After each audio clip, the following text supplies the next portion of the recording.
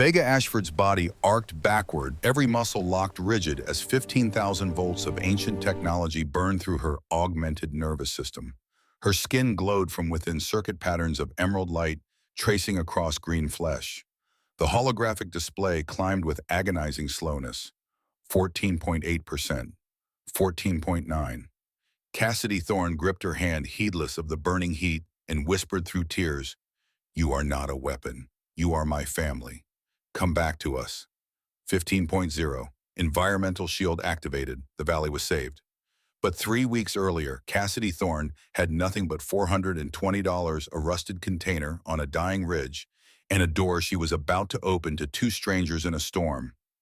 A choice that would transform a poisoned wasteland into paradise and turn 6 warriors into the architects of revolution.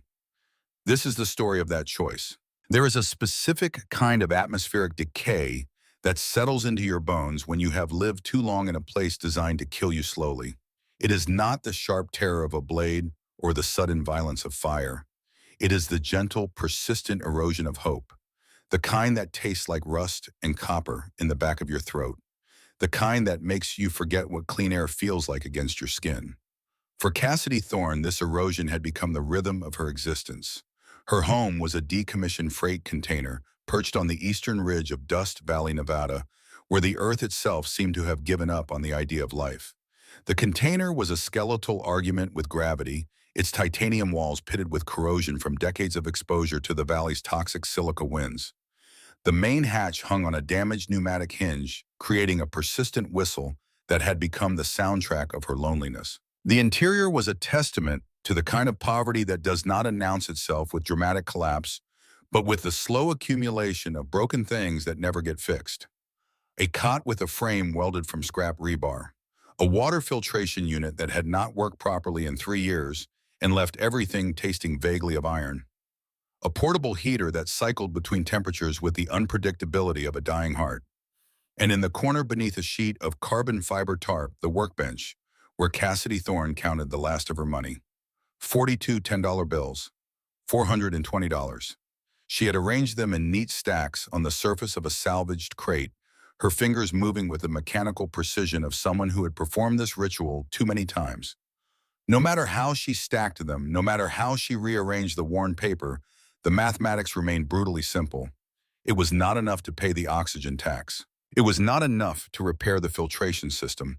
And it was certainly not enough to appease Vincent Cade, the enforcer who represented Helix Corporation's interests in the lower valley. Cassidy was 32 years old, but the reflection that sometimes caught her in the polished surface of a pressure gauge looked closer to 45. Poverty on a mining settlement does not just drain your bank account. It leaches the calcium from your bones and carves lines into your face that have nothing to do with laughter. Her dark hair, once thick and glossy, now hung in brittle strands that she tied back with whatever wire or cord she could find. Her hands, calloused and scarred from years of mechanical work, moved with the efficiency of someone who had learned early that time wasted was food not earned. She reached up to her neck, her fingers closing around the object that hung there on a frayed paracord. The Genesis key. It was a jagged, multi-pronged device of ancient design, its surface etched with symbols that predated the corporate consolidation of the American Southwest. Her father had given it to her on his deathbed 2 years ago, his voice a thin rasp in the sterile silence of the Helix medical ward. "Cassidy," he had whispered, his weathered hand gripping hers with surprising strength. "This opens the path to something better.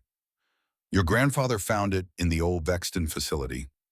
I spent 30 years trying to understand what it unlocks. I never figured it out, but I know it is important. Promise me you will keep it safe."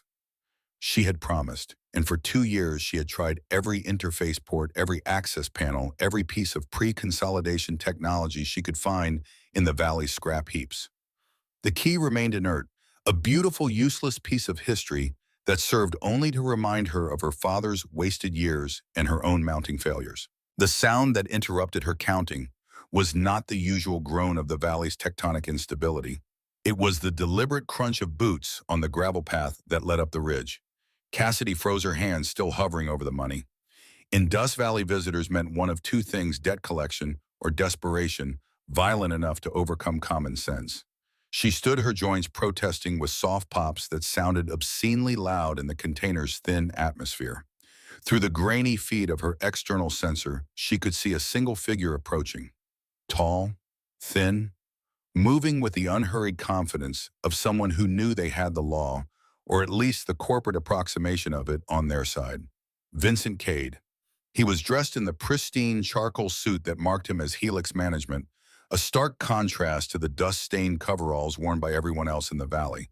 His face was narrow and sharp, like something carved from bone and polished to an uncomfortable shine. Two security drones flanked him, their optical sensors glowing a dull red in the fading afternoon light. Cassidy grabbed a plasma wrench from the bench.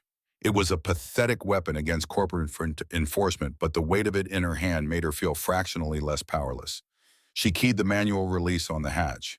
The door groaned open, venting a small puff of recycled air into the valley's thin atmosphere. Vincent Cade stood in the threshold, his expression a carefully calibrated mixture of professional courtesy and barely concealed contempt. "Miss Thorne," he said, his voice carrying the flat, affectless tone of someone reading from a script, "you are now 48 hours past your payment deadline. Helix Corporation policy dictates that I inform you of the consequences of continued noncompliance." Cassidy tightened her grip on the wrench. "I have $420, Cade. It is all I have. You can take it now, or you can give me another week to earn the rest." Cade's smile was a thin, bloodless thing. "The outstanding balance, including accumulated interest and late fees, now stands at $2,860. Your partial payment would be noted but insufficient." "Then what are you suggesting?" "Helix Corporation is always seeking laborers for the deep shaft operations. The work is demanding and the atmosphere is suboptimal, but the debt is discharged upon completion of a 3-year contract, assuming, of course, that you survive the term." The deep shafts. Everyone in Dust Valley knew what that meant. Uranium extraction in unshielded tunnels where the radiation levels turned your bone marrow to jelly and your lungs to wet concrete. A 3-year contract was a death sentence spread out over 1,000 days. "I'm an engineer, not a miner," Cassidy said, forcing her voice to remain steady. "I can work off the debt here. Give me 6 months. 6. I will scavenge triple shifts in the old Vexton ruins." Cade glanced past her, his eyes scanning the interior of the container with the practiced efficiency of someone cataloging assets for seizure. His gaze landed on the Genesis key hanging around her neck. "What is that?" he asked, stepping forward. Cassidy's hand went reflexively to the key. "Family heirloom, not for sale." "Everything is for sale, Miss Thorne. The question is merely one of price." He reached out his fingers, extending toward the key with the slow, deliberate motion of a spider approaching prey. The crack of static discharge made them both freeze. One of Cade's security drones had suddenly listed to the side, its optical sensor flickering erratically. Then, with a sound like metal tearing, it collapsed into a heap of smoking components. Cade spun around his hand, going to the compact pulse pistol holstered at his hip. "What?" The second drone exploded in a shower of sparks and melting plastic. Through the settling smoke, Cassidy saw 2 figures standing at the base of the ridge path. They were impossible. They were twins, identically perfect in the way only genetic engineering could achieve. They stood at least 6 feet 4 inches tall, their bodies wrapped in battered ceramic armor, scarred by high-velocity impacts and energy burns. But it was their skin that stopped Cassidy's breath in her throat. It was a deep, lustrous green, the color of forest canopy in a world that had forests. Their hair was a cascade of obsidian black braided tightly with fiber optic cables that pulsed with faint amber light. Their eyes glowed with that same amber luminescence, and in those eyes Cassidy saw something that made her chest tighten. Exhaustion. Bone-deep, soul-crushing exhaustion. These were not soldiers on a hunt. These were survivors on a ledge. "Augmented," Cade breathed, and there was genuine fear in his voice for the first time. "Red list augmented." The one on the left stepped forward, her movements economical and precise. When she spoke, her voice was a low rasp, like gravel grinding in a centrifuge. "Human," she said, her amber eyes fixed on Cassidy. "Do you understand common speech?" Cassidy nodded, finding her voice trapped somewhere in her throat. "We have been walking for 6 days." The second twin said, her posture less aggressive, shoulders slumped under the weight of a heavy tactical pack. Every outpost, every station, every HAB unit, they see the skin and they cycle the locks. We have credits. We can pay. We need one night of pressurized air away from the dust. Cade found his voice. These are military assets. Helix Corporation property. Deserters, if you shelter them, Miss Thorne, you will be complicit in leave. The word came from the first twin, and it was not a request. She had not drawn a weapon, but her hand rested on the grip of a pulse rifle maglocked to her thigh. The human and I are conducting business. You are interrupting. Cade's face had gone the color of old wax. He took a step backward, then another. Director Cole will hear about this. Harboring augmented deserters is a capital offense under corporate charter. Then tell him, the twin said. Tell him Vega Ashford is here. Tell him his best weapon has gone rogue. See how much he cares about your debt collection. Cade turned and ran. Actually ran, his polished shoes slipping on the gravel as he fled down the ridge path. Cassidy watched him go, her mind struggling to process the past 90 seconds. Then she turned back to the two women standing at her door. Up close, they were even more striking. The one who had spoken first, Vega, had a scar that ran from her left temple to her jawline, a pale line against her green skin. The second twin had a cybernetic left arm, the metal polished to a mirror shine, and etched with the same glowing amber circuitry as the cables in their hair. I am Vega, the scarred one said. This is my sister Lyric. We thank you for not turning us away. I have not agreed to anything yet, Cassidy said, though even as she spoke, she knew it was a lie. She had seen the fear in Cade's eyes. She had seen the exhaustion in theirs. The decision had already been made in the space between heartbeats. She looked past them. The horizon was beginning to glow with the harsh, unfiltered light of the setting sun, and behind it a wall of dust was rising. A silica storm, the kind that could strip unprotected skin down to muscle in minutes. Cassidy looked at the twins, then back at her miserable, leaking home. She thought about the $420 on her workbench and the Genesis key around her neck. The smart thing would be to close the door, to apologize and seal the hatch and pretend this encounter had never happened. But as she looked at them, Cassidy realized they wore the same expression she saw every time she passed through the corporate district uptown.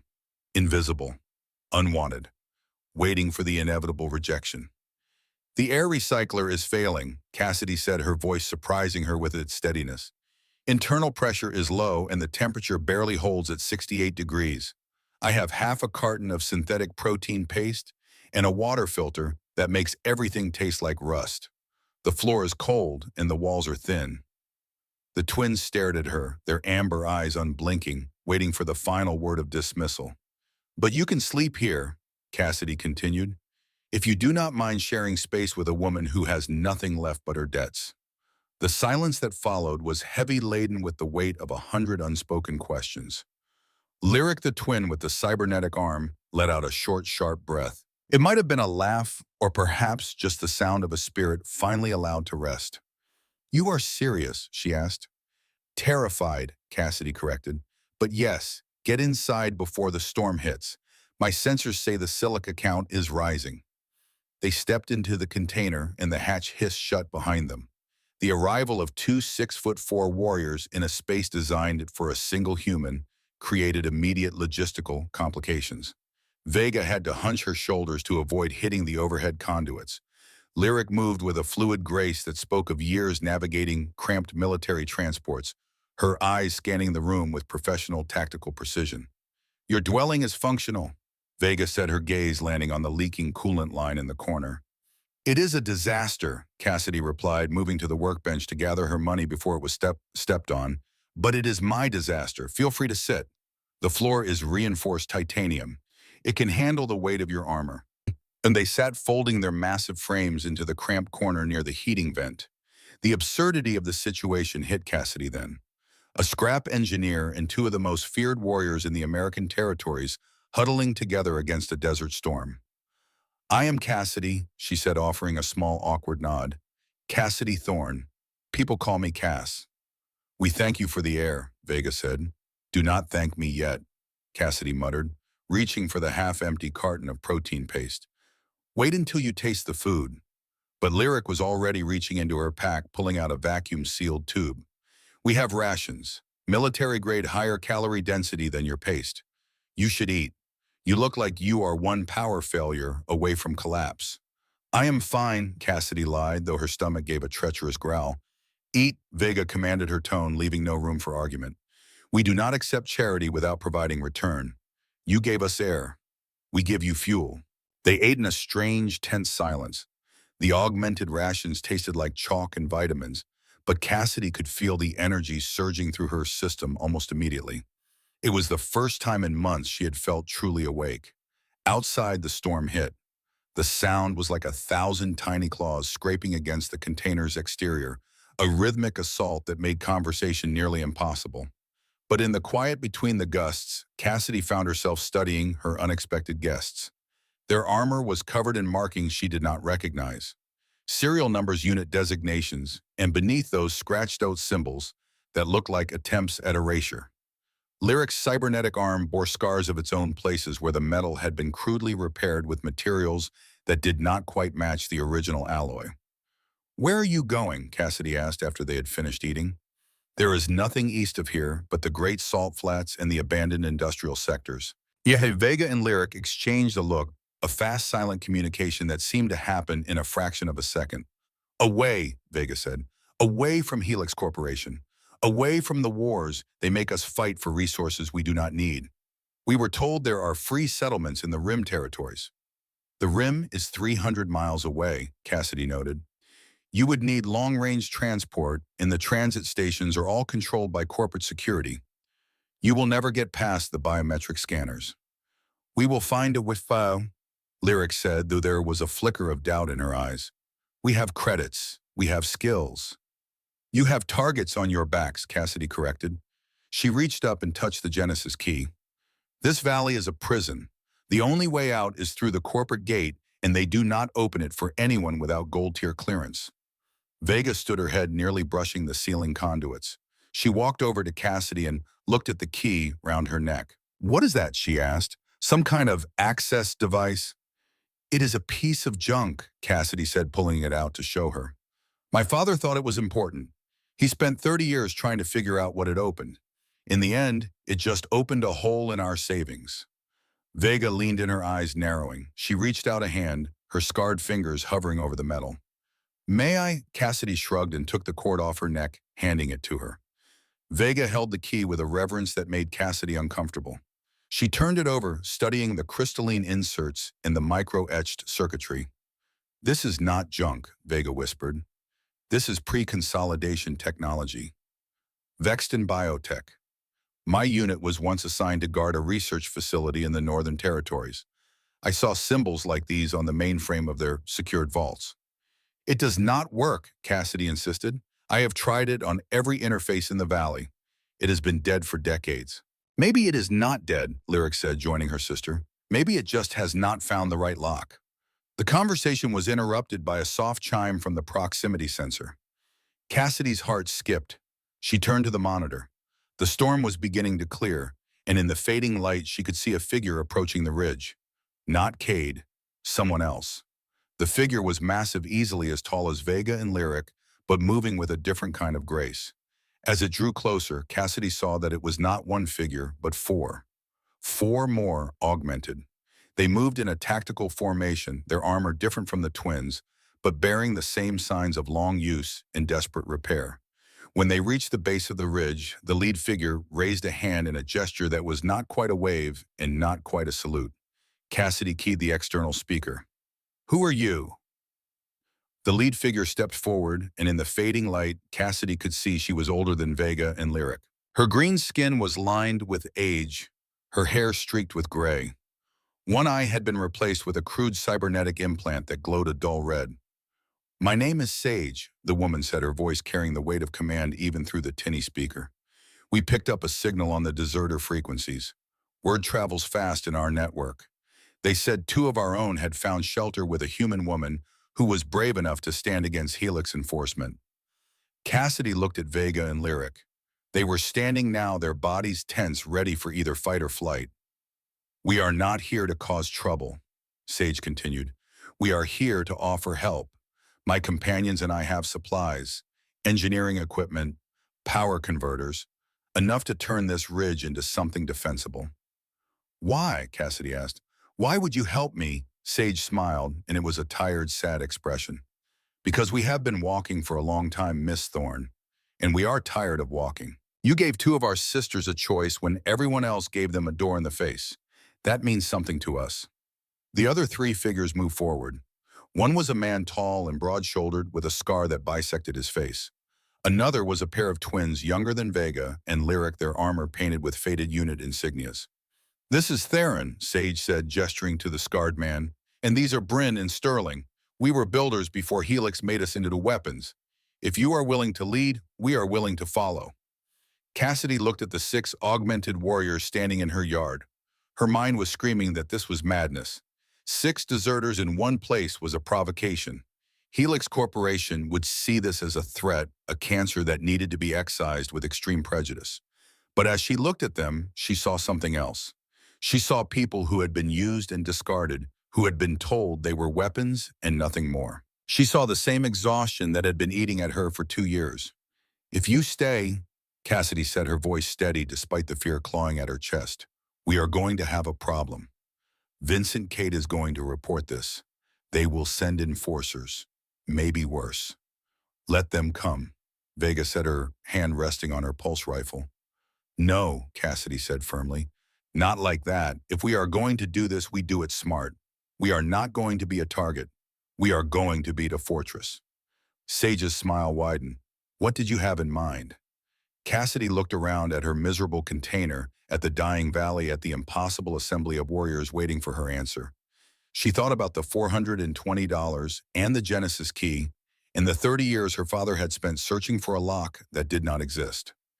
And she made a choice. We are going to fix this place, Cassidy said.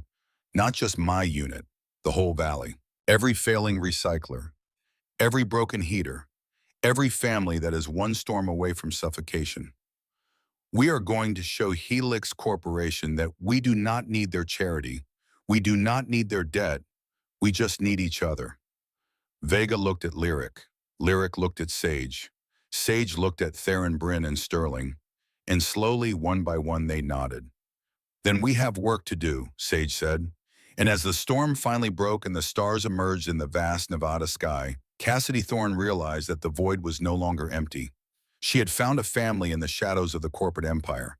And for the first time in 2 years, the air in her container tasted like hope. The transformation of Dust Valley did not happen with dramatic fanfare or the sudden magic of corporate intervention. It happened the way all real revolutions happen, one broken machine at a time, one repaired promise at a time, one small act of defiance that accumulated into something that could not be ignored. By the 3rd day, Cassidy Thorne had stopped counting her money.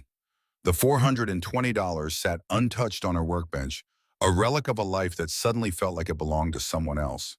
Instead, she counted other things. The number of air recyclers brought back online. The number of families who no longer went to bed wondering if they would wake up choking. The number of times she saw Ruth Wagner smile. The old woman had been the first test of their new arrangement. Ruth Wagner was 70 years old and had lived on the Eastern Ridge longer than anyone could remember. Her container was a rusted monument to persistence, covered in hand-painted warnings about trespassers and corporate overreach. She had watched 3 generations of Helix enforcers come and go, had buried 2 husbands in the valley's toxic soil, and had developed a reputation for being exactly the kind of stubborn that kept people alive in impossible places.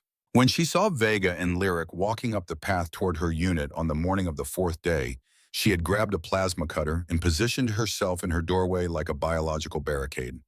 I do not care what Cassidy Thorne thinks she is doing, Ruth had said, her voice carrying the gravel of 1,000 dust storms. You green-skinned abominations are not welcome near my home. Cassidy had been there standing slightly behind the twins, watching the confrontation with her heart in her throat. This was the moment she knew. If they could not win over Ruth Wagner, they would never win over the valley. But it was not Vega who had stepped forward. It was Lyric. The younger twin had approached slowly, her cybernetic arm held carefully away from her body, non-threatening. She had stopped 3 feet from Ruth's doorway and pointed at the hatch frame. Your door seal is compromised, Lyric had said, her voice carrying none of the defensive anger that Cassidy had expected. The pressure differential is causing a 0.8% oxygen loss per hour. In 12 days, your atmospheric recycler will not be able to compensate. You will suffocate in your sleep. Ruth had stared at her, the plasma cutter wavering slightly. I can fix it, Lyric continued. It will take 20 minutes. I will not enter your home. I will work from outside. You can keep that cutter pointed at my head the entire time if it makes you feel safer. Why, Ruth had asked, and beneath the suspicion, Cassidy had heard something else. Confusion, the bewilderment of someone who had spent 7 decades being told that survival was a solitary endeavor. Because Miss Thorne gave us a choice when no one else would, Lyric said. She saw us as people, not weapons. I am trying to learn how to do the same. Ruth had lowered the plasma cutter, not completely, but enough. 23 minutes later, Ruth Wagner's door had sealed with the kind of solid, reassuring click that spoke of precision engineering. The old woman had run her hand along the frame testing it, and when she looked up at Lyric, there had been tears on her weathered face. It does not squeak, Ruth had whispered. For 40 years, that damn door has squeaked every time I opened it, and now it does not squeak. She had looked past Lyric to Cassidy, and in that look, Cassidy had seen the moment the valley began to change. A woman did this, Ruth had said softly. A 32-year-old woman did what Helix Corporation could not do in 4 decades. She brought people together. That had been the beginning. Now 2 weeks into what Cassidy had started calling the Great Repair, the eastern ridge of Dust Valley hummed with a kind of purposeful energy that felt almost alien. The sound of plasma welders and hydraulic tools echoed off the container walls. Voices called out technical specifications and measurements. Children who had spent their entire lives indoors now played in the open air. Their laughter a sound so rare that it made some of the older residents stop and weep. Cassidy stood on the roof of her container, a data pad in her hands, reviewing the schematics she had been refining for the past week.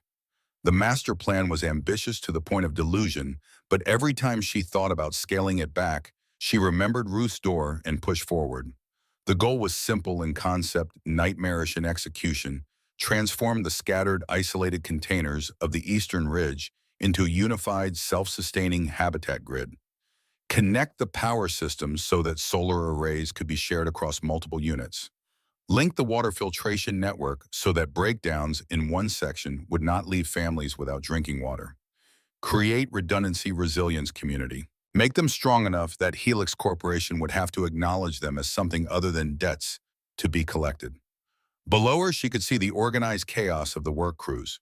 Vega and Theron were in the northern sector, training a group of volunteers in basic defensive tactics, not military drills Cassidy had insisted, community protection protocols, how to identify threats, how to secure perimeters, how to coordinate response without escalating to violence. Theron had been skeptical at first. He was a man built for violence, his body a roadmap of scars that told the story of 100 combat deployments. But Cassidy had seen something in him during their first planning session. Beneath the warrior exterior, there was a builder, someone who understood structure and stability. You were a structural engineer, Cassidy had said, not quite a question. Theron had nodded slowly. Before Helix recruited me for the augmented program. I built bridges in the northern territories, designed load-bearing frameworks for atmospheric processors. Then you understand what I am trying to do here. I understand that you are trying to build something that will stand when the storms come, Theron had replied. But storms are not the only thing that tears down structures, Miss Thorne. Sometimes it is the people aside them. Then we build it strong enough to handle both, Cassidy had said. Now watching Theron demonstrate proper pressure point defense to a group of miners who looked like they had never thrown a punch in their lives, Cassidy felt a flicker of something that might have been pride. These were not soldiers, but they were learning to protect what mattered. In the western sector, Lyric and Sterling were elbow-deep in the guts of a communal water purification system. The two engineers worked with a synchronized efficiency that came from shared purpose rather than shared genetics. Their hands moving in complementary patterns as they rewired filtration membranes and replaced corroded piping. Sterling was characteristically quiet, her movements precise and economical. She spoke only when necessary, offering technical observations in a voice that carried no inflection. But Cassidy had noticed the way Sterling's eyes would track the children playing in the compound, the way her hands would still for just a moment when their laughter reached her. Something haunted that young woman, something that sat behind her amber eyes like a weight she carried alone. Sage and Bryn had taken on the most challenging task community organizing. It was not enough to fix machines, Sage had explained. They needed to fix trust.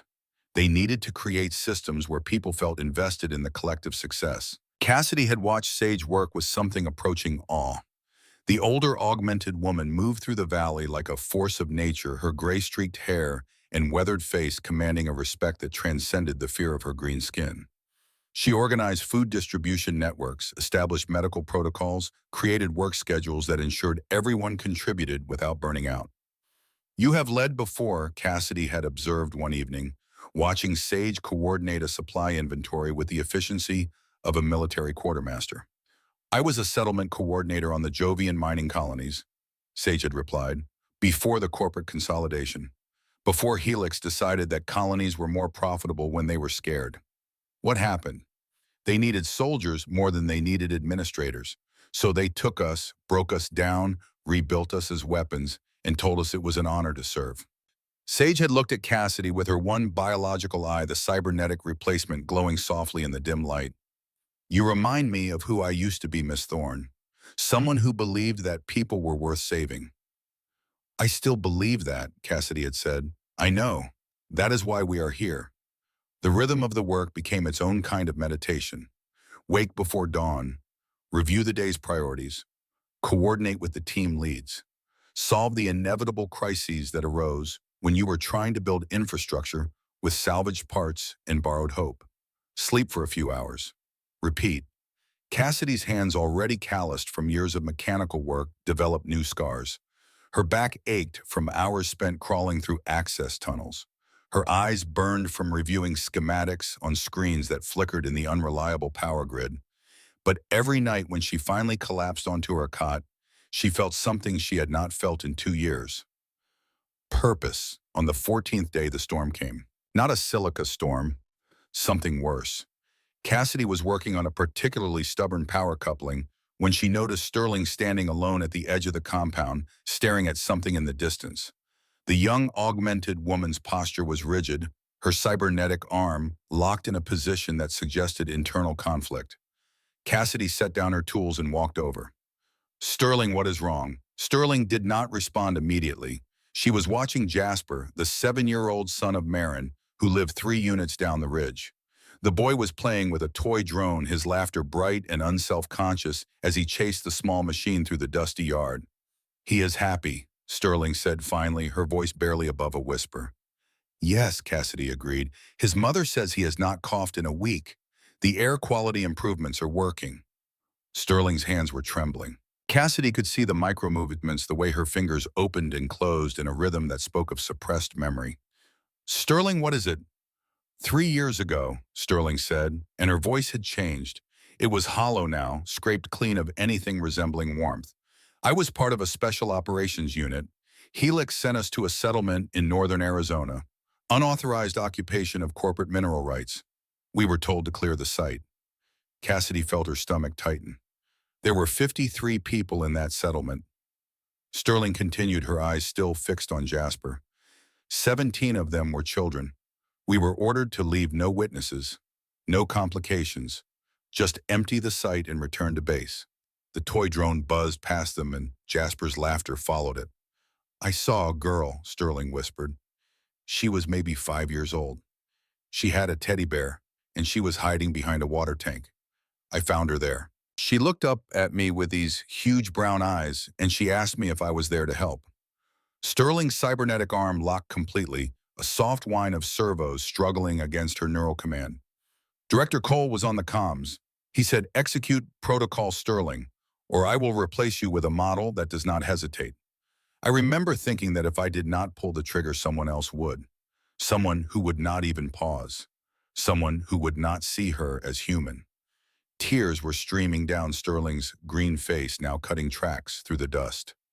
So I pulled the trigger, and then I pulled it 16 more times. And when we left that settlement, there was nothing alive except the wind. Cassidy reached out slowly, carefully, and placed her hand on Sterling's shoulder. The augmented woman flinched but did not pull away. I do not deserve to be here, Sterling said, her voice breaking. I do not deserve to help build anything. I am a killer. I murdered a child who trusted me. You were a weapon, Cassidy said quietly. They made you a weapon and pointed you at targets and told you that was all you could ever be. That does not change what I did.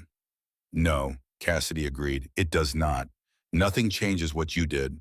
But what you choose to do now, that is yours. Not Helix's, not Cole's, yours. Sterling finally looked at her, and in those amber eyes, Cassidy saw the same desperate, drowning need for redemption that she had felt every time she counted her money and knew it would never be enough. Jasper is alive because of the work you did on his mother's recycler, Cassidy continued. 3 other families are breathing clean air because of your engineering. That does not erase what you did in Arizona. But it matters. It matters to them. It matters to me. How can you stand to look at me? Sterling asked. Because I see what you are becoming, Cassidy said, not what you were forced to be.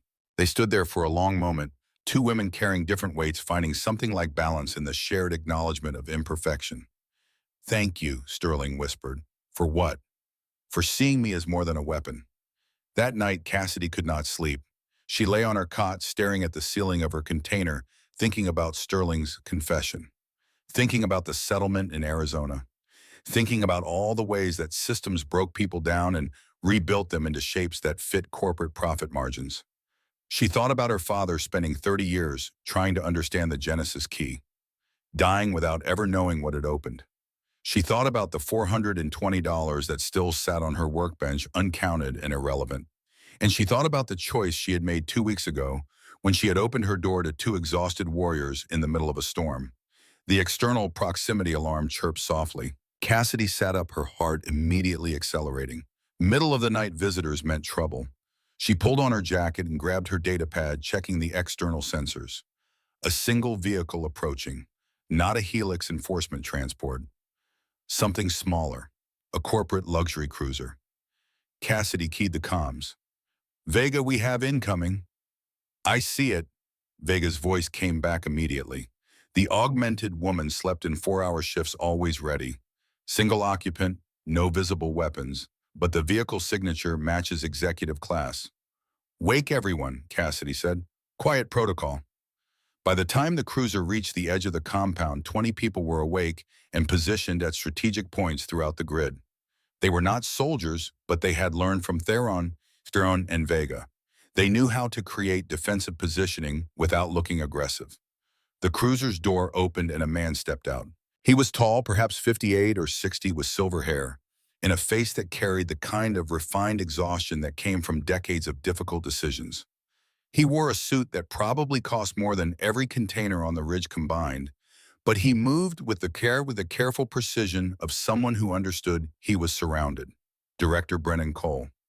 Cassidy had seen his face before in corporate broadcasts and enforcement bulletins. The architect of the augmented program. The man who had turned genetic engineering into a weapon of corporate expansion. He stopped 10 feet from where Cassidy stood, his hands visible and empty. Miss Cassidy Thorne, he said, and his voice was quieter than she had expected. Almost gentle. May we speak? We are speaking, Cassidy replied. Cole smiled, and there was genuine sadness in it. Privately, if possible. What I have to say concerns the 6 individuals you have given shelter to. Vega materialized from the shadows to Cassidy's left, her pulse rifle held in a ready position that was not quite aimed, but not quite safe either. Director Vega said, and the single word carried layers of history and hatred. Cole looked at her, and something complex moved across his face. Recognition, regret, something that might have been love, if love could be filtered through corporate necessity. Hello, Vega. Hello, Lyric. He nodded to where Lyric had appeared on Cassidy's right. You look well, better than the last time I saw you. The last time you saw us, you were signing our termination orders, Lyric said flatly. Yes, Cole agreed. I was. And you were wise to run. He turned his attention back to Cassidy. May we speak, Miss Thorne? I promise I am not here to threaten. I am here to offer you a choice. Cassidy looked at Vega, who gave a barely perceptible nod. They moved to a small clearing between containers far enough from the others to have privacy close enough that Vega and Theron could intervene if Cole made any sudden movements. Cole sat on a salvaged crate, moving with the stiffness of someone whose body had started to betray him. Cassidy remained standing. "You have built something impressive here," Cole said, gesturing at the compound. "2 weeks ago, this was a collection of dying habitats. Now it is the most organized settlement in the valley. That takes talent, vision, leadership." "Is that what you came to say?" Cassidy asked. "No." Cole folded his hands in his lap. "I came to offer you $10,000 per family to relocate to the corporate districts. Full debt forgiveness, priority housing assignments, medical benefits. In the augmented, they will be returned to Helix custody for decommissioning. Humane termination. Painless, I give you my word." Cassidy felt anger rising in her chest like a physical force. "Your word, the word of a man who turns people into weapons and then throws them away when they develop a conscience." Cole's face tightened, but he did not look away. "I will not defend what I have done, Miss Thorne, but I will explain it. 27 years ago, my daughter Sarah died from radiation poisoning. She was 12 years old. The contamination came from illegal waste dumping in a Helix mining operation, the same operation that employed her mother and me." He paused, his hands trembling slightly. "I reported the dumping to corporate management. They buried the report. 3 months later, Sarah was dead. And I realized that the only way to protect people from corporations was to create something that corporations would fear." "So you created the augmented," Cassidy said.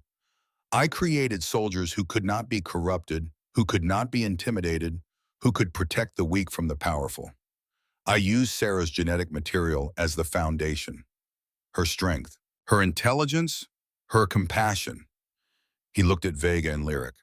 "Every augmented carries a piece of my daughter, and I have watched Helix Corporation twist that gift into exactly what I was trying to prevent." "Then help us," Cassidy said. "Help us build something that does not require weapons." "I cannot," Cole said, and there was genuine grief in his voice. "The board has classified this settlement as a hostile action. In 6 hours, they will deploy the Iron Battalion. Armored infantry combat drones, orbital strike capability. They will not negotiate. They will not accept surrender. They will erase this place and everyone in it. Unless we hand over the augmented," Cassidy said. "Unless you accept the relocation offer. $10,000 per family, Miss Thorne. I can have transport here in an hour. You can save every person in this valley. You just have to let 6 go." Cassidy looked at him for a long moment. Then she stood. "I need to speak with my community." 30 minutes later, the entire population of the Eastern Ridge had gathered in the central yard. 43 people ranging from Ruth Wagner's 70 years to Jasper's 7. They stood in the cold, pre-dawn air, their breath forming small clouds, and waited for Cassidy to speak. She told them everything. Cole's offer, the Iron Battalion, the 6 hours they had left. When she finished, the silence was absolute. Then Kalen Frost stepped forward. He was 40 years old, a miner who had spent his entire adult life in Helix's deep shafts. His lungs were scarred, his bones brittle from radiation exposure. He looked at Cassidy with eyes that had seen too much darkness. $10,000, he said. "That is more money than my family will see in 3 generations. That is clean air and real food, and maybe a chance for my daughter to grow up without choking on dust." He turned to look at Vega and Lyric. "But I remember 3 days ago when my daughter was dying because our recycler failed. I remember kneeling beside her bed, holding her hand, knowing that I could not afford the repair parts, knowing that Helix Corporation would not help because we were not profitable enough to save." His voice broke. "And I remember Lyric Ashford walking into my home and working for 6 hours straight to fix that machine. Not asking for credits, not asking for anything except maybe a glass of water. And when she left, my daughter was breathing clean air for the first time in her life." He looked back at Cassidy.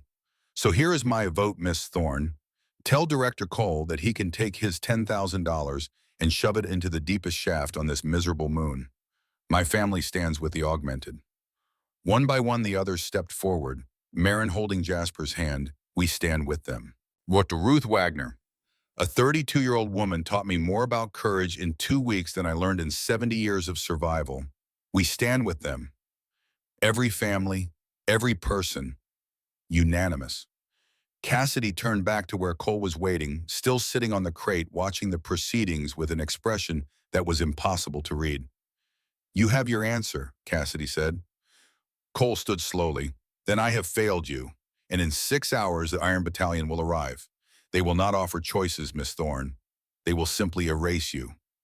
"Then we will make them work for it," Cassidy replied. Cole nodded slowly. As he turned to leave, he paused and looked back at Vega. "I loved my daughter more than anything in this world," he said softly. "And when I see you, I see her. I see what she might have become. That is why I cannot save you, Vega, because seeing you makes me remember everything I have lost." He walked back to his cruiser and drove away into the lightning dawn. Cassidy turned to face her community and saw that they were already moving, not fleeing, preparing. "6 hours," she said. "Vega Theron, start defensive positioning. Lyric Sterling, I need you to hardwire every power system we have into a unified grid. Sage, get the non-combatants into the reinforced storage units." "What are you going to do?" Vega asked. Cassidy reached up and touched the Genesis key around her neck. "I am going to find the lock my father spent 30 years searching for." She grabbed Lyric and Vega. "There is an old maintenance access tunnel north of here. According to the surveys my father left, it leads to the original Vexton facility. If this key means anything, that is where it will work." They ran. The tunnel was exactly where Jacob Thorne's maps had indicated, hidden beneath a collapsed equipment shed and 40 years of accumulated dust. It took them 20 minutes to clear the entrance, precious minutes ticking away toward the Iron Battalion's arrival. The tunnel descended steeply, carved through solid rock by machines that predated the corporate consolidation. Emergency lighting strips still clung to the walls, flickering to life as their movement triggered proximity sensors. After what felt like hours but was probably only 30 minutes, they emerged into a vast underground chamber, the Vexton Central Processing Hub. It was a cathedral of forgotten technology, hundreds of server banks arranged in concentric circles around a central platform. The air was cool and dry, preserved by systems that had been running on standby power for decades. And in the center of the platform, there was a socket. Cassidy approached it slowly, the Genesis key warm against her chest. The socket's configuration matched the key's prongs exactly. This was it. This was what her father had been searching for. "What is this place?" Vega asked, her voice hushed. Lyric was already moving along the server banks, her engineer's eyes scanning the ancient interfaces. "Vexton Bioremediation System." "This is not a mining facility, Cass.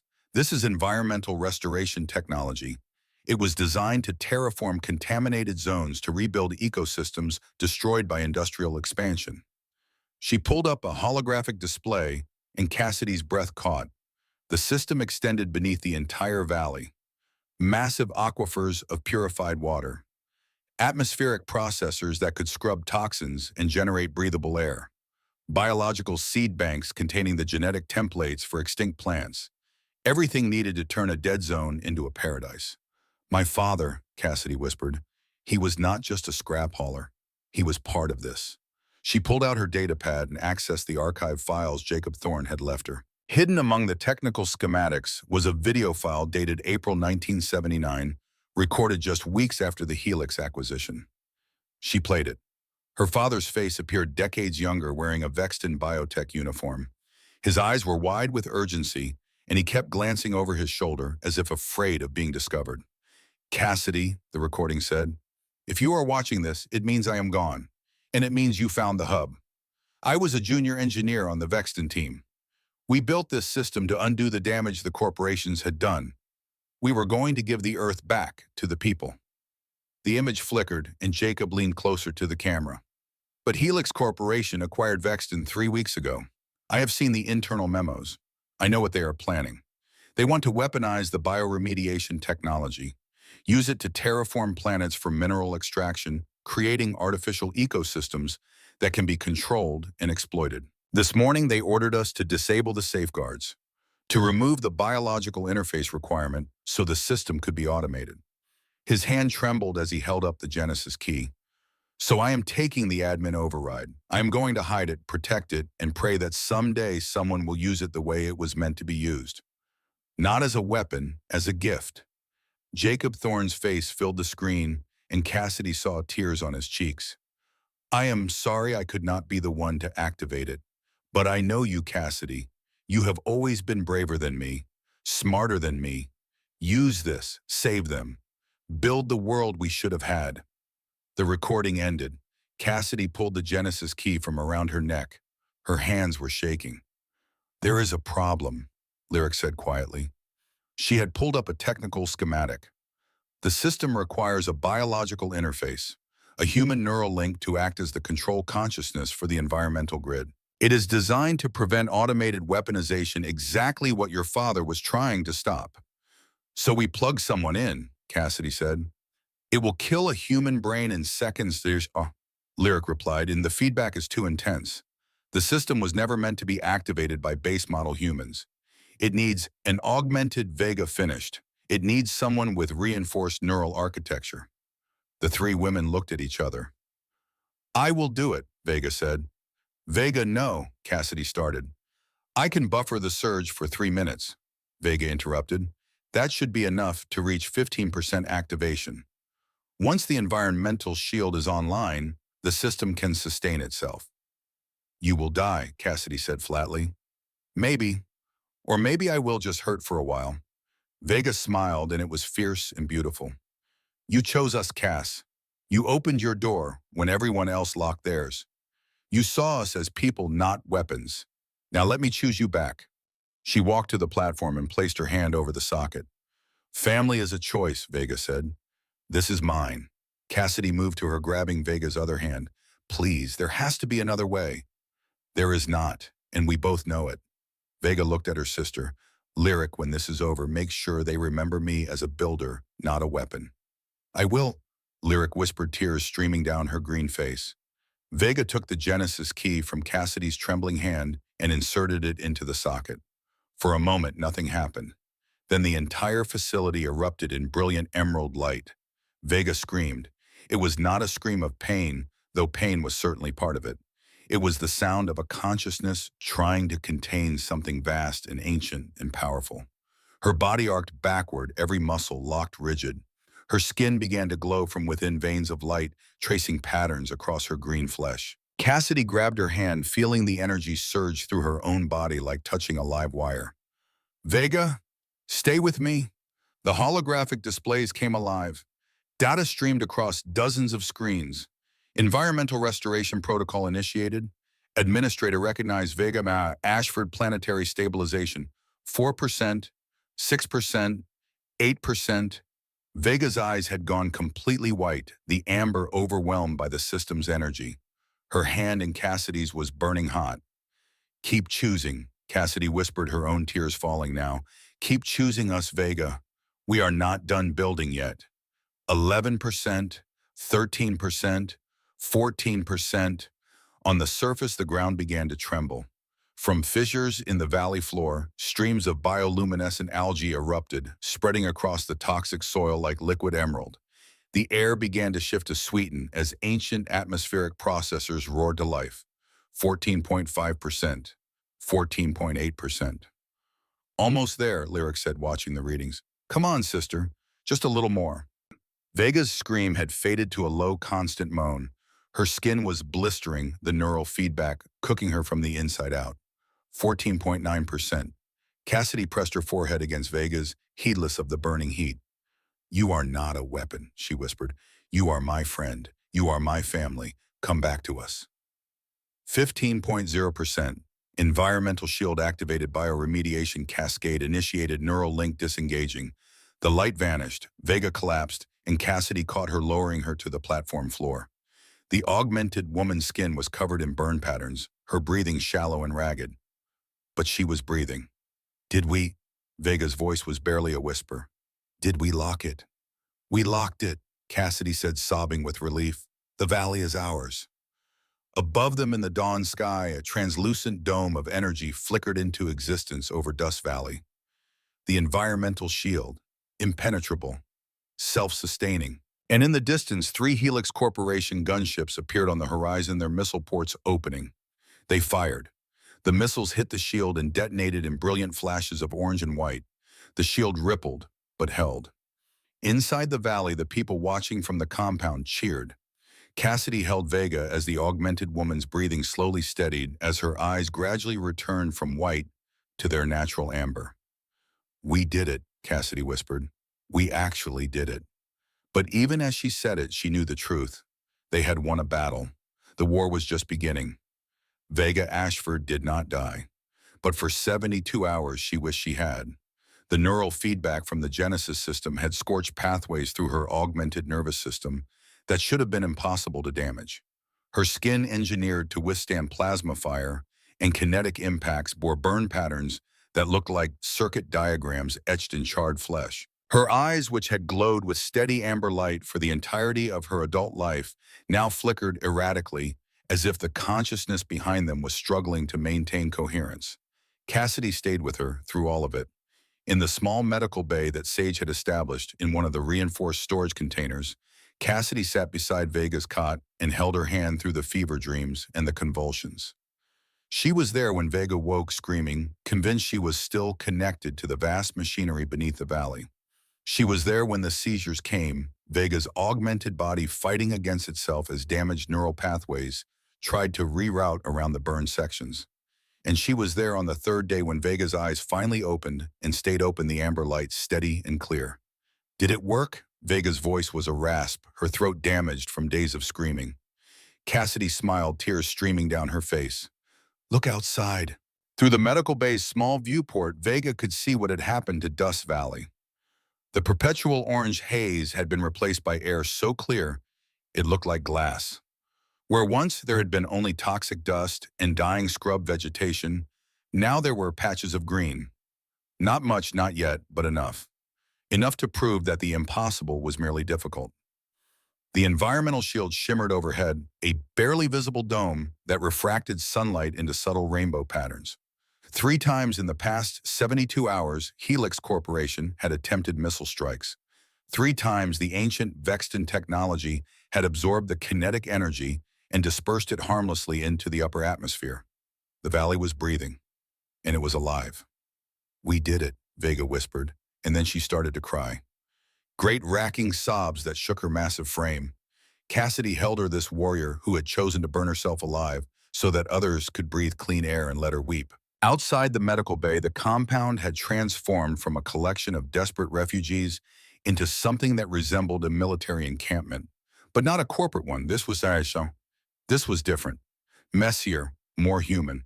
Theron had organized defensive positions around the perimeter, but they were not designed for aggressive engagement. They were structured for protection, for the kind of defense that said, "We will not attack you, but we will make you bleed for every foot of ground you try to take."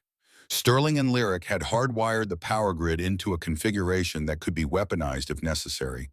Electromagnetic pulse generators, directed energy barriers.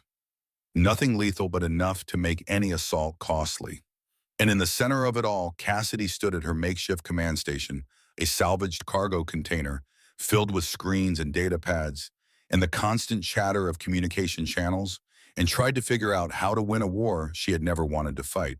The problem was simple. They had a fortress, but they were surrounded. Helix Corporation had established a blockade 2 miles out from the shield perimeter. Military transports, enforcement drones, and worst of all, reports of something called Scourge units being mobilized from the northern facilities. Cassidy had asked Sage what Scourge units were. The older, augmented woman's face had gone pale, her cybernetic eye flickering with what might have been fear. "They are what happens when Helix takes criminals and debt slaves and strips away everything that makes them hesitate," Sage had said quietly.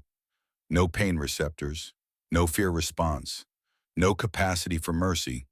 They point them at a target and let them run till either the target is destroyed or they are. How do we stop them?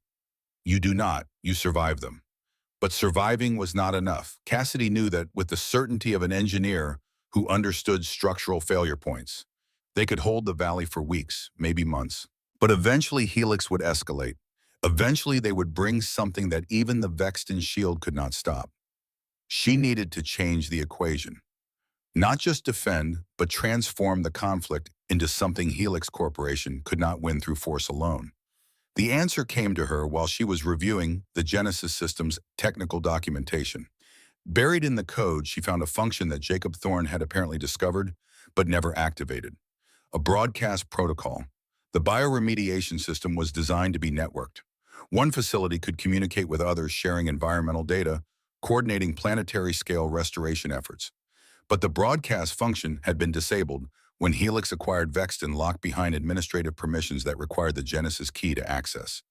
Cassidy could turn Dust Valley into a beacon, a signal that would reach every corner of the Southwest, announcing to anyone who was listening that there was a place where the air was clean and the corporations did not own your breath.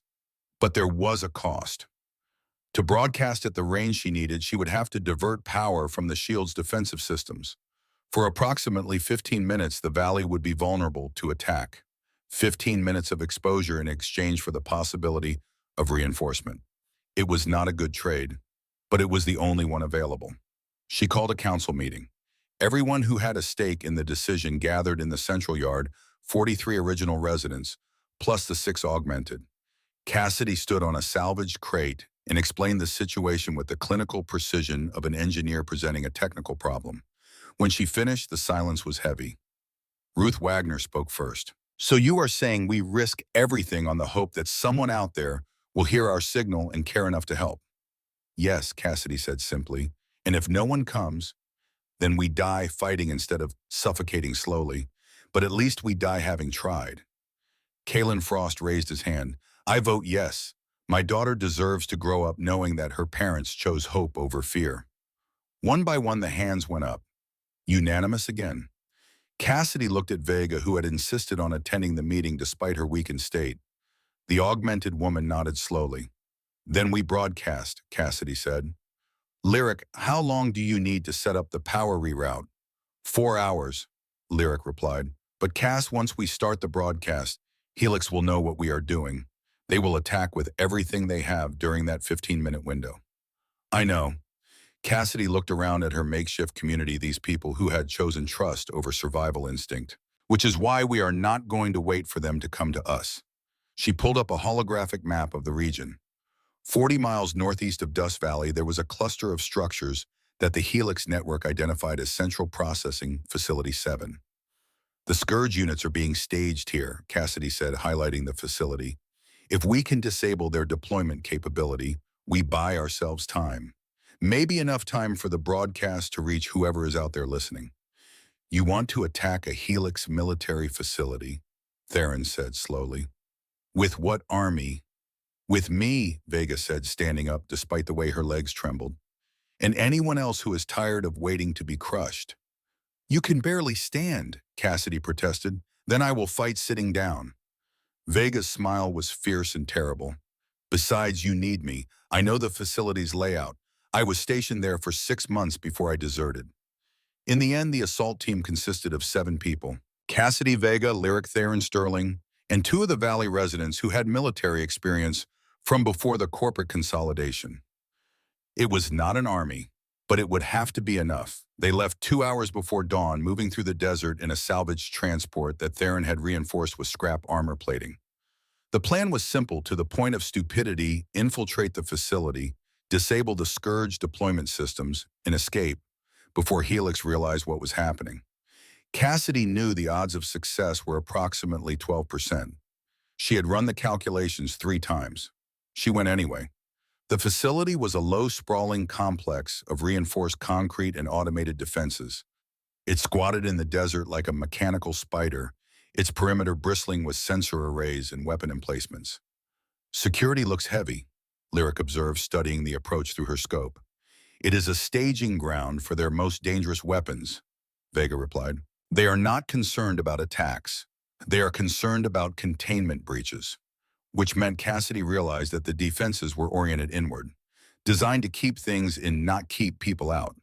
They approached from the eastern side, moving through a blind spot in the sensor grid that Vega remembered from her time stationed there. The augmented woman's hands were shaking, but her tactical knowledge was flawless. They reached the outer wall without triggering any alarms. Sterling used a plasma cutter to create an access point, the tool's whine barely audible over the facility's ambient noise. They slipped inside into a maintenance corridor that smelled of ozone and chemical preservatives. The interior of the facility was worse than Cassidy had imagined. Through reinforced windows, she could see holding pens, hundreds of them.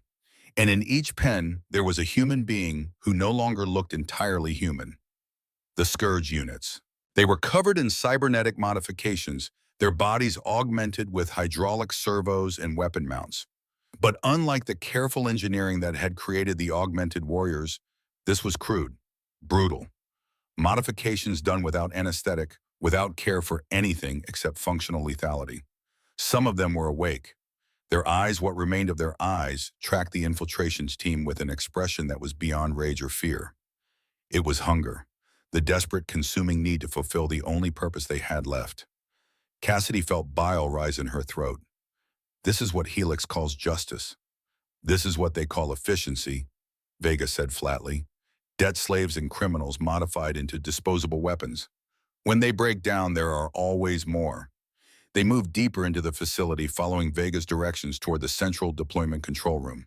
The corridors were eerily empty, staffed by automated systems and occasional security drones that Lyric disabled with practiced efficiency. They were 50 feet from the control room when the alarms went off. Not proximity alarms, something else. A deep, resonant tone that made the walls vibrate. That is the breach warning, Vega said, her face going pale. Someone opened the containment pens. The doors at the end of the corridor blew open and the Scourge units poured through. They moved with inhuman speed, their hydraulic legs propelling them in great bounding leaps that covered 20 feet in a single stride. There were at least 30 of them, maybe more, a wave of modified flesh and chrome that filled the corridor with the sound of servo motors in ragged breathing. "Fall back!" Theron roared, bringing up his pulse rifle. But there was nowhere to fall back to. The corridor behind them had sealed automatically when the breach alarm sounded.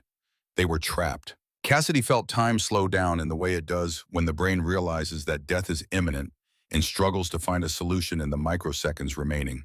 She saw Sterling raise her weapon, saw the first Scourge unit's clawed hand reaching for Lyric's throat, saw Theron calculating firing angles with the desperate speed of a man who knew he was out of options. And then she saw the control panel on the wall beside her. She did not think. Thinking would have meant acknowledging how impossibly stupid this was. She lunged for the panel and slammed her palm against the emergency override. The maintenance corridor's atmospheric seals blew open. For 3 seconds, the entire space was exposed to the unfiltered desert air outside. The pressure differential was catastrophic. The Scourge units designed for enclosed combat were not prepared for the sudden decompression. They tumbled backward, their hydraulic systems struggling against the vacuum pole. 3 seconds. That was all Cassidy's override bought them. 3 seconds before the automated systems detected the breach and resealed the corridor. But 3 seconds was enough. They ran. Through the chaos of tumbling bodies and screaming servos, through emergency hatches that Vega guided them toward, with the muscle memory of someone who had walked these corridors 1,000 times through spaces that were never meant to be accessible during lockdown. They reached the deployment control room and barricaded the door with everything they could find. Theron and Sterling held the entrance while Cassidy and Lyric attacked the control systems. "I need 10 minutes to crash the deployment protocols," Lyric said, her fingers flying across the interface. "You have, Wiki," Theron replied, his rifle firing in controlled bursts as Scourge units tried to force their way through the barricade. Cassidy worked beside Lyric, her engineering knowledge, translating the Helix systems into comprehensible patterns. Disable the neural command network. Corrupt the deployment queue. Lock the containment systems into maintenance mode. 4 minutes? 3. The barricade was crumbling. 2 minutes. Sterling's weapon overheated. She dropped it and grabbed a piece of broken pipe, swinging it with desperate strength at the clawed hands reaching through the gaps. 1 minute. The deployment queue showed 700 Scourge units ready for transport to Dust Valley. 30 seconds. Cassidy found the master override. Her finger hovered over the execute command. "Lyric, this is going to brick the entire facility. They will not be able to deploy anything for weeks." "Then do it." Cassidy pressed the button. Every screen in the control room went black. In the holding pens below, the neural command network shut down. 700 Scourge units suddenly found themselves free of the compulsion that had been driving them forward. Some collapsed. Some screamed. Some simply stood there, as if unsure what to do with the autonomy they had just been given. And in Dust Valley, 40 miles away, Sage received Cassidy's pre-programmed signal and activated the broadcast. The Genesis Systems transmission array, designed to coordinate planetary restoration efforts, sent out a pulse that reached across the entire Southwest. It was not a complex message, just coordinates and a simple statement repeated on every frequency the ancient technology could access. Clean air, free land, all welcome. Dust Valley, Nevada. Home. The response was immediate and overwhelming. From settlements scattered across Nevada, Arizona, New Mexico, and Utah, people heard the signal. Augmented deserters who had been hiding in the ruins of old mining towns. Families who had fled corporate debt collection and were living in the margins of the desert. Activists who had been waiting for any sign that resistance was possible. Within 6 hours, 217 vehicles were converging on Dust Valley, but they were not the only ones who heard the signal. Director Brennan Cole, watching from his office in the Helix corporate tower, saw the broadcast light up his monitoring systems and knew that he had lost. Not the battle, the war, because you cannot kill an idea. And what Cassidy Thorne had created in Dust Valley was an idea that would spread like fire through tinder. He made a decision that would haunt him for the rest of his life. He ordered the Iron Battalion to stand down, and then he got in his personal transport and drove to Dust Valley alone. Cassidy and her team made it back to the valley 12 minutes before Cole arrived. They were exhausted, injured, and covered in the kind of filth that comes from crawling through industrial waste systems to escape. But they were alive. Vega was waiting for them at the perimeter, leaning heavily on a support crutch, but standing. When she saw her sister, she smiled with such relief that it transformed her scarred face into something beautiful. "The broadcast worked," Vega said. "They are coming. Hundreds of them." Cassidy nodded, too tired to feel the triumph that should have come with victory. "How long until—" "There is a vehicle approaching," Sage's voice came over the comms. "Single occupant. It is Director Cole." The compound went silent. Every weapon turned toward the approaching transport. Cole stepped out slowly, his hands raised and empty. He looked older than he had 3 days ago, as if the weight of his choices had finally become too heavy to carry with corporate efficiency. "I am unarmed," he called out, "and I am alone. I am here to surrender." Cassidy walked forward, Vega beside her. They stopped 10 feet from Cole, and the three of them stood there in the growing light of dawn, three people whose choices had led them to this impossible moment. "Why are?" Cassidy asked simply. Cole looked at Vega and his face crumpled. "Because when I see you, I see my daughter. Sarah would be your age now if she had lived, and I spent 27 years trying to create something that would prevent another child from dying the way she did. But instead, I created weapons. I created suffering. I turned the memory of my daughter into a tool for corporate oppression." He turned to Cassidy. "You did in 3 weeks what I could not do in 3 decades. You built something worth protecting. Not through force, through choice." "So what do you want?" Cassidy asked. "I want to help you keep it," Cole said quietly. "I have access to Helix's infrastructure plans, their deployment schedules, their corporate strategies. I can help you stay ahead of them, help you protect what you have built. And in exchange, nothing. I do not deserve anything, but maybe if I help you, I can finally sleep without seeing Sarah's face in my nightmares." Cassidy looked at Vega. The augmented woman's expression was unreadable, her amber eyes studying the man who had created her, who had used her, who had ultimately tried to destroy her. "You gave me my sister's DNA," Vega said finally. "You made me a weapon. You sent me to kill people who were just trying to survive." Cole nodded, tears streaming down his face. I know what I have done, and I cannot undo it." "No," Vega agreed, "you cannot. But you can choose what you do next. That is all any of us can do, choose the next step." She extended her hand. Cole stared at it for a long moment, this peace offering from the woman he had created to fight his wars. Then slowly he took it. "Help us build," Vega said. "Not weapons. Homes." The transformation of Dust Valley into Haven Valley took 37 days. The refugees who had answered the broadcast brought skills and resources that Cassidy's small community desperately needed. agricultural engineers who knew how to accelerate the bioremediation process, medical technicians who could treat the chronic conditions that decades of toxic exposure had created, teachers who began establishing schools for the children who were finally breathing clean air. The Genesis system, guided by the collective knowledge of 200 engineers and scientists, began to spread beyond the valley. Underground aquifers were tapped and purified. Atmospheric processors came online in a carefully orchestrated sequence. Seeds from the ancient biological banks were planted in soil that the system was actively detoxifying. By day 30, there was grass. Real grass, not the toxic scrub that had passed for vegetation. It grew in patches, at first small islands of green in the gray-brown desert. But it grew. Cassidy stood on the ridge where her container still sat, though it had been reinforced and expanded and transformed into something that resembled an actual home, and watched the sun rise over a landscape that was learning how to live again. Vega joined her, moving without the crutch. Now her body's remarkable healing capacity finally winning the battle against the neural damage. Ruth wants to organize a naming ceremony, Vega said. Make it official. Dust Valley is dead. Haven Valley is born. What do you think? Cassidy asked.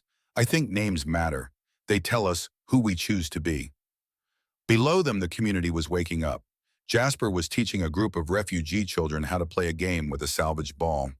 Sterling was working in the hydroponics bay, her hands gentle, as she tended to tomato plants that were somehow thriving in processed desert soil. Theron and Kalen were reinforcing the eastern gate, not because they expected attack anymore, but because building things had become a habit that felt like healing. Sage and Bryn were running a medical clinic out of one of the larger containers. Cole was there too, his corporate suit replaced by work coveralls, his days spent teaching younger engineers about system integration and his nights spent in solitary contemplation of the atonement that would never be complete, but had to be attempted anyway. Marin walked past holding Jasper's hand and waved up at Cassidy. The woman who had once been too exhausted to smile now looked 10 years younger, her face lit with the kind of hope that comes from breathing air that does not taste like death. Director Cole asked me something yesterday, Vega said quietly. He wanted to know what I wanted him to tell the other augmented units, the ones still in service. What did you say? I said tell them that there is a place where green skin is not a uniform, where strength is measured in what you build, not what you destroy. Tell them to come home. Cassidy felt tears prick at her eyes. This is home, is not it. We actually did it. We did. They stood there in comfortable silence, two women who had started as strangers and become something deeper than friendship. Family forged not through blood, but through the deliberate choice to see humanity in each other. The Genesis system's long-range sensors detected something this morning, Vega said after a while. 4 other Vexton facilities within 200 miles have started showing signs of activation. Cassidy turned to look at her. Someone else has access codes. Or they are responding to our broadcast. The system is designed to network, remember. Once one facility reaches full operational status, it can trigger cascading activation in nearby installations. Vega smiled. Your father's gift is spreading. Over the next months, the pattern repeated. A settlement in northern Arizona discovered a Vexton facility beneath their failing mining town. A group of refugees in New Mexico stumbled across access codes in archived corporate documents. Each activation created a new haven, a new place where the air was clean and the land remembered how to grow things. And each new haven sent representatives to Dust Valley, to the woman who had started it all. Cassidy Thorne, who had counted $420 and thought it was the sum total of her worth, found herself coordinating a network of environmental restoration that spanned 4 states. She did it from her reinforced container on the eastern ridge, surrounded by data pads and holographic displays, and the constant chatter of people building something new from the ruins of the old. She did not want to be a leader, but leadership, she was learning, was not about wanting. It was about choosing to be responsible for the weight you carried. On day 90, Ruth Wagner organized the naming ceremony she had been planning. The entire community gathered in the central yard, which was no longer dust and gravel, but genuine grass, soft and green and impossible. Ruth stood on a platform built from salvaged materials and smiled at the 437 people who now called Haven Valley home. I am 70 years old, Ruth began, her voice carrying across the yard. I have lived through the corporate consolidation, through the wars for water, through the slow death of the earth, and I never thought I would live to see this. She gestured at the valley, at the green spaces and the clean air, and the children playing without masks. We stand here today because of choices, because a 32-year-old woman chose to open her door to strangers in a storm, because 6 warriors chose to be builders, because a community chose family over money, because an old woman chose to believe that her door could stop squeaking. Laughter rippled through the crowd. So today we choose a name. We choose to remember what we were and honor what we have become. This is Haven Valley. May it always be a place where the air is free and the doors are open. The cheers echoed off the container walls, and in that sound, Cassidy heard everything she had been fighting for crystallize into a single perfect moment of collective triumph. That night, she sat on her roof and pulled out the Genesis key. She had not worn it around her neck since the day Vega had used it to activate the system. Now it hung on a chain above her door, a reminder of what was possible when people chose to use tools for creation instead of destruction. She thought about her father, who had spent 30 years protecting this technology. She thought about Vega, who had burned herself alive to bring it online. She thought about Sterling, carrying the weight of the child she had killed and trying to balance it with the children she was now protecting. She thought about Cole, working 16-hour days to atone for sins that could never be fully forgiven but had to be acknowledged. And she thought about choice. Not the big choices, the dramatic moments that changed everything, but the small ones, the daily decisions to be kind when survival instincts said to be cruel, to build when destruction was easier, to trust when every experience taught you that trust was foolish. Those were the choices that mattered. Jasper appeared beside her, climbing onto the roof with the fearless grace of a 7-year-old who had never known danger. "Miss Cass," he said, settling in beside her, "Mom says you are the reason we can breathe. Is that true?" Cassidy looked at this child who would grow up in a world she had helped create and felt the weight of that responsibility settle over her like a physical thing. "No," she said gently. "Your mom is the reason you can breathe. And Mr. Theron and Miss Lyric and Miss Vega and everyone else who chose to build instead of give up, I just opened a door." "That is a good door," Jasper said seriously, and Cassidy laughed. "Yes, I suppose it is."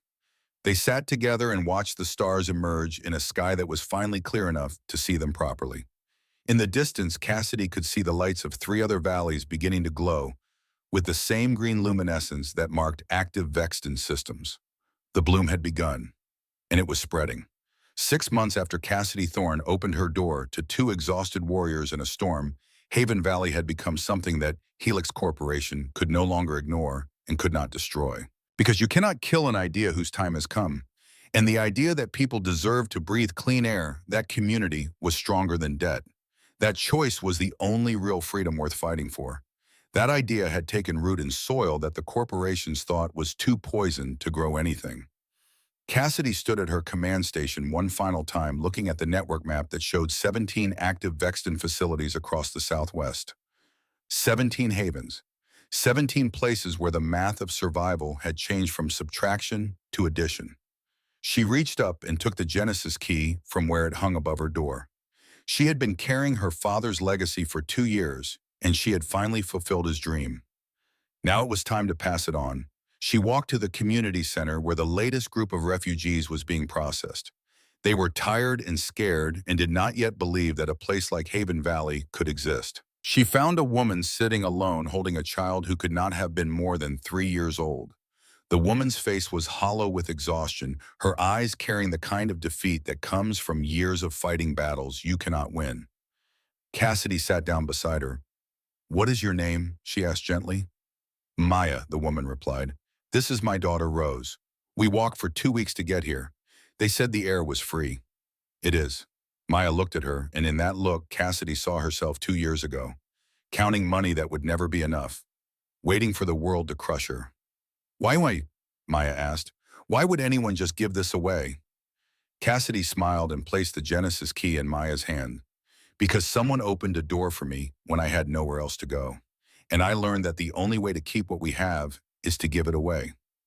This key opens things, Maya, not locks, possibilities. When you are ready, when your daughter is breathing easy and you have rested, I will show you how to use it." I do not understand. You will, Cassidy said. That is what home means. It is the place where you finally understand that you were always worth saving. She stood and walked out into the valley, into air that smelled like growing things, into a community that had chosen hope over fear. And she knew with the certainty of someone who had counted her last dollars and decided they were not the measure of her worth, that this was only the beginning. The bloom was spreading, and it would not stop until the desert remembered how to be a garden. Later that evening, as the celebrations continued in the central yard, Cassidy found herself climbing the ridge one last time. Not to her command station, but to where it all began. Her original container, the one with the whistling hatch and the leaking coolant line, had been preserved. Not as a dwelling, but as a reminder. Vega was already there, sitting on the roof with her legs dangling over the edge. I thought I would find you here, Cassidy said, climbing up to join her. They sat in silence for a moment, watching the sun set over a valley that had learned to breathe. Do you remember the first night, Vega asked, when Lyric and I knocked on your door? I was terrified, Cassidy admitted. I thought you were going to kill me. We thought you were going to turn us away. Vega smiled. We had walked 6 days. Every door closed in our faces. When you said yes, I did not believe it. I thought it was a trap. What changed your mind? When you shared your food, you had almost nothing, and you shared it without hesitation. That is when I knew you were different. Cassidy reached over and took Vega's hand. The burn scars from the neural link had faded, but they were still there, circuit patterns etched into green skin. I never thanked you, Cassidy said quietly, for what you did, for burning yourself alive so we could live. You opened a door, Vega replied. I just made sure it stayed open. Below them, the workers were installing something at the base of the ridge. A monument, simple stone with brass letters being carefully set into place. Freedom is the air, kindness is the lock, choice is the key. They are putting your father's key above it, Vega said.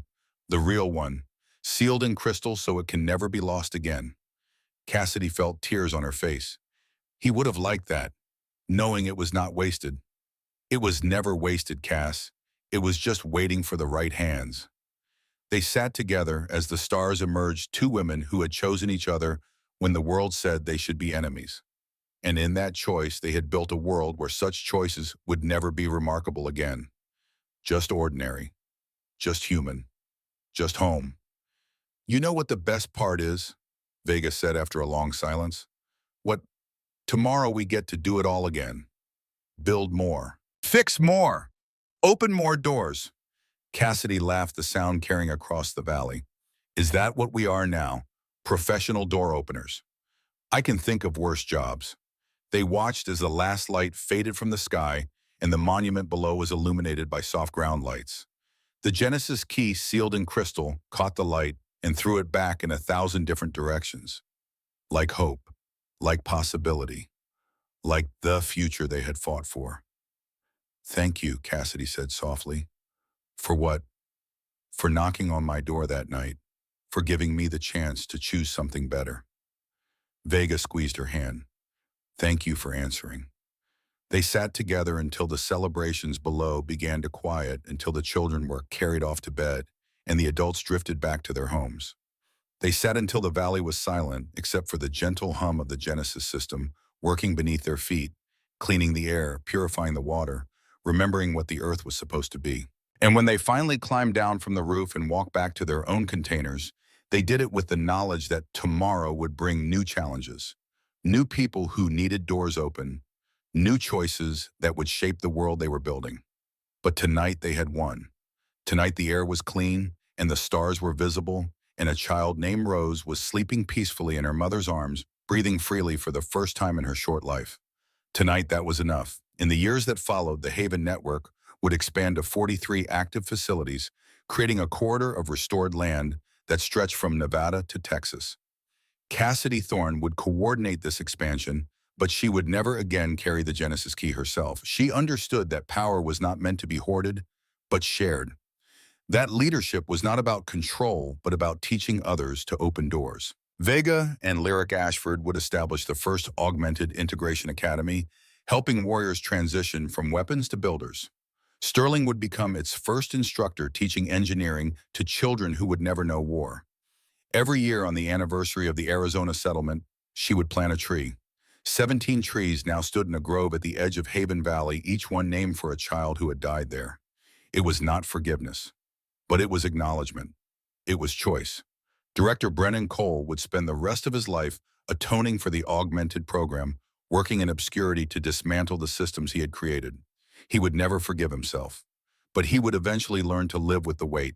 On quiet evenings, he would visit the grove Sterling had planted, and he would tell the trees about his daughter Sarah, about how he had tried to honor her and failed, about how these strangers had shown him what honor really meant.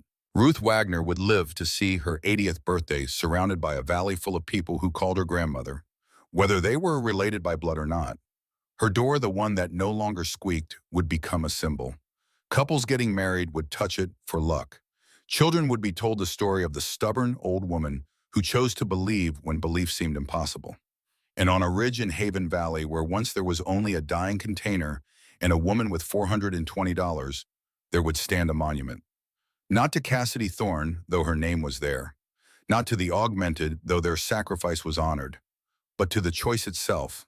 A simple door, left permanently open, with 3 words carved above it and beneath them a 4th line that Cassidy had added herself: freedom is the air, kindness is the lock, choice is the key, and the door is always open.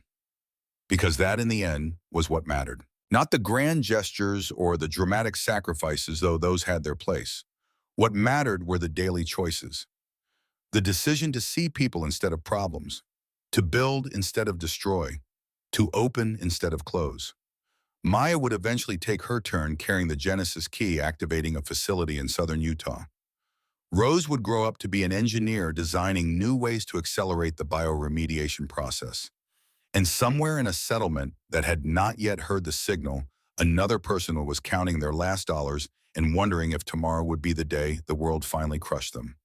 But the bloom was spreading, the doors were opening, and every day someone new was learning that they had always been worth saving. They just needed someone to show them the door, the end.